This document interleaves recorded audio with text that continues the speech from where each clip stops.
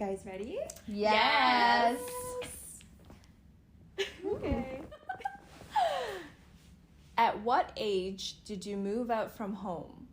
Were the circumstances that made you move out what you anticipated it to be?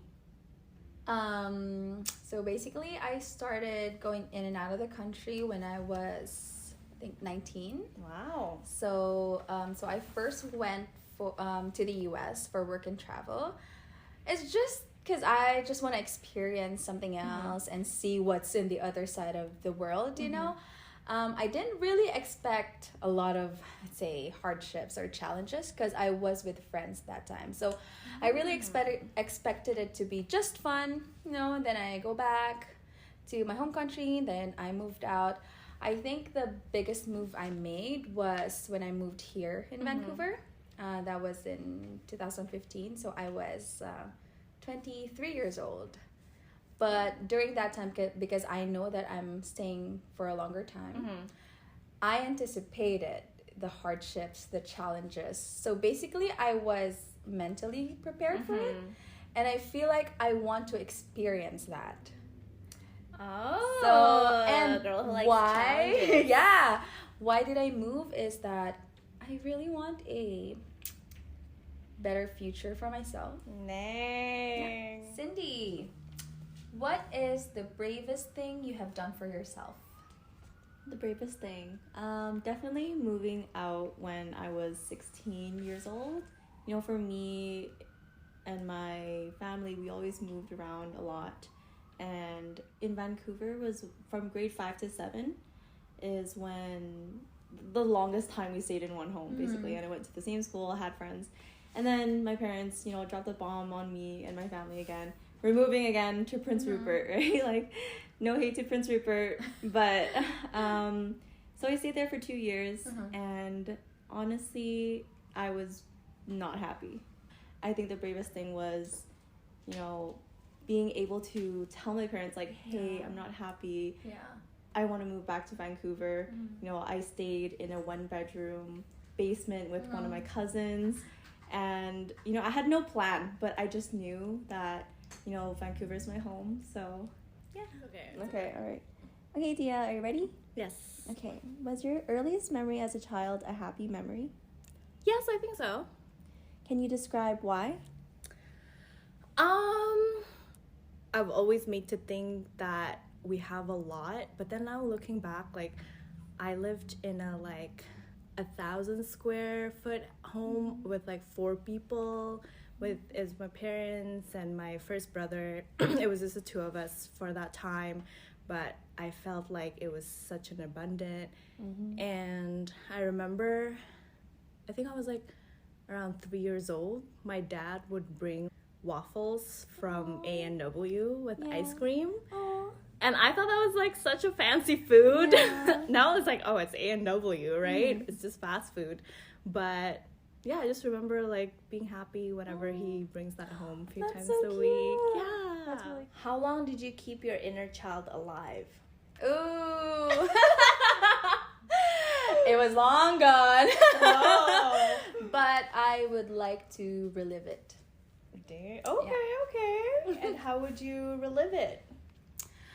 I guess, you know, to kind of step back a little bit and just rethink of what sparks joy.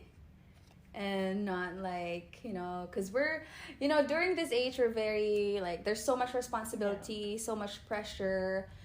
And we feel you know, we're away from family. Yeah. So really the feeling of being safe isn't there. So I just feel I want to do things that I really enjoy, even if it doesn't make sense. Okay, have you experienced a traumatic event that has shaped you into the person you are today? Definitely. The most traumatic is probably the passing of my brother, right? So I feel that, oh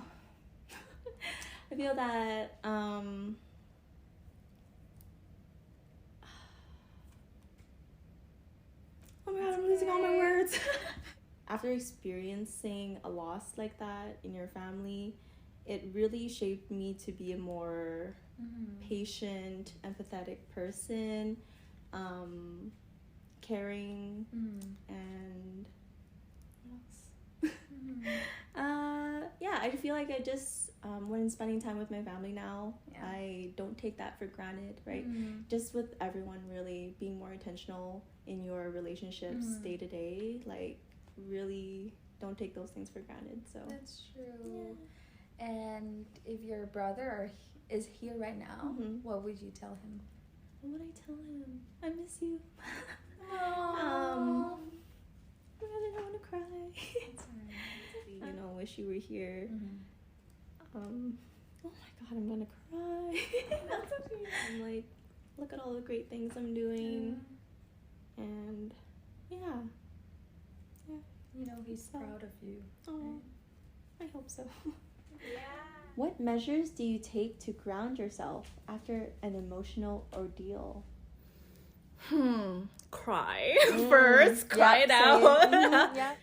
Something that I learned the past few years is like active meditation. So like meditating while you're physically active, like whether you're walking or running, but then like aligning your breath to your steps and all that. That's really good for that. Yeah, so I think that's one of the things, but always open for more things. Yeah. Next question. Would your younger self be proud of the person you have become today? Ooh. Yes. And what would you say to your younger self? Ooh. I would give her a hug and I would say, see, we made it. See, we made it. And she didn't think that I would grow up this way. Wow. Yeah.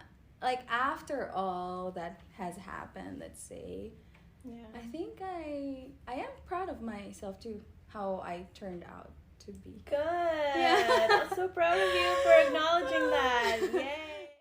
How do you honor the person inside of you? Yeah, I think just like a lot of gratitude too. It's like knowing that you can be grateful although you're still working towards things that you want, although you're not necessarily where you want to be at the end, but knowing that you're exactly where you need to be and be grateful for that. That's really important. Yeah, and also there's a second